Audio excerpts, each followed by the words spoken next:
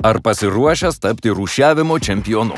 Trūksta visai nedaug, tik sulaužyti kelis mitus. Pradėkime. Kam rūšiuoti, jei vis tiek viską supila į vieną mašiną? Mitas. Yra du būdai, kaip šiukšliavežės surenka mūsų visų išrūšiuotas atliekas. Pirmasis – tai atskiros šiukšliavežių sekcijos. Kartais viena šiukšliavežė ištuština plastiko, popieriaus ir stiklo konteinerius vieną po kito. Tačiau tai nereiškia, kad jūsų išrūšiuotos pakuotės supilamos į vieną krūvą. Moderniose šiukšliavežėse yra atskiros sekcijos – popieriui, plastikui, stiklui. Išrūšiuotos pakuotės ir atliekos pasiekia perdirbimo linijas saugiai atskirtos.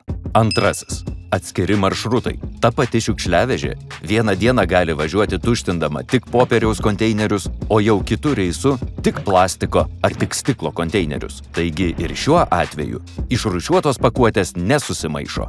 Kuo geriau atskirtos atliekos patenka į konteinerių sistemą, tuo didesnė tikimybė, kad jos neužsiterš ir bus sėkmingai, greitai, kuo tvariau perdirbtos. Taiklus rūšiavimas reikalingas mums visiems, ir gyventojams, ir surinkėjams, ir gamtai.